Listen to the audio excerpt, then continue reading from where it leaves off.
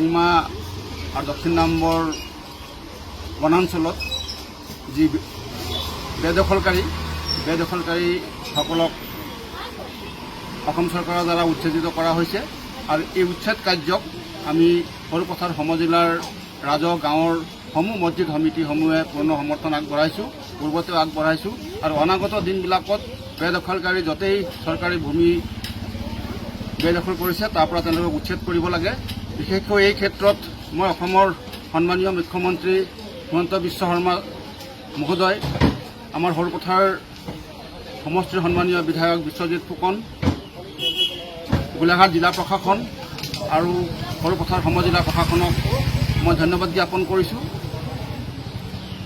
যোৱা এটা সপ্তাহত খুব সুপৰিকল্পিত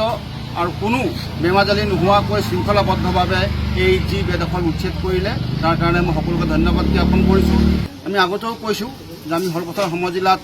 আমি সকলো মছজিদ সমিতিসমূহ একত্ৰিত হৈ 2021 চনৰ যি গো আইন, সেই গো আইনক আমি পূৰ্ণ সমৰ্থন জনাইছোঁ আৰু আমাৰ এই সমজিলাত আমি কেৱল 5 কিলোমিটাৰে নহয় 50 কিলোমিটাৰ এলেকাটো আমি কাকো কৰিব নিদিওঁ। আনকি আমি ব্যৱসায় বন্ধ কৰিবলৈ আমি আহ্বান জনাইছোঁ আৰু এই চেগতেই মই সমগ্ৰ অসমৰ মুছলমান সমাজকো মই আহ্বান জনাম যে সকলোতে বৰ্জন কৰিব লাগে আৰু অসম চৰকাৰৰ প্ৰতি পূৰ্ণ সমৰ্থন আগবঢ়ায় আৰু ভৱিষ্যতেও চৰকাৰে লোৱা সিদ্ধান্তসমূহত আমাৰ পূৰ্ণ সমৰ্থন আৰু সহযোগিতা আগবঢ়াব লাগে। ৰেংমা আৰু দক্ষিণ নম্বৰ বনাঞ্চলত যি বেদখলকাৰীসকলক অসম চৰকাৰৰ দ্বাৰা উচ্ছেদিত কৰা হৈছে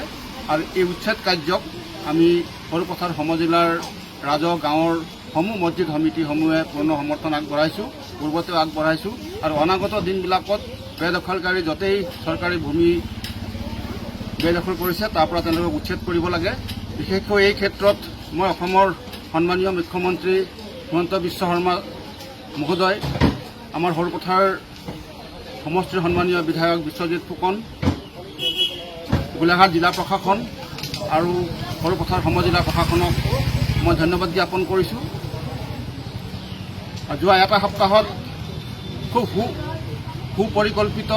আৰু কোনো বেমাজালি নোহোৱাকৈ শৃংখলাবদ্ধভাৱে এই যি বেদখল উচ্ছেদ কৰিলে তাৰ কাৰণে মই সকলোকে ধন্যবাদ জ্ঞাপন কৰিছোঁ। আমি আগতেও কৈছোঁ যে আমি সৰুপথাৰ সমজিলাত আমি সকলো মছজিদ সমিতিসমূহ একত্ৰিত হৈ 2021 চনৰ যি গো আইন, সেই গো আইনক আমি পূৰ্ণ সমৰ্থন জনাইছোঁ আৰু আমাৰ এই সমজিলাত আমি কেৱল 5 কিলোমিটাৰে নহয় 50 কিলোমিটাৰ এলেকাটো আমি কাকো কৰিব নিদিওঁ। আনকি আমি ব্যৱসায় বন্ধ কৰিবলৈ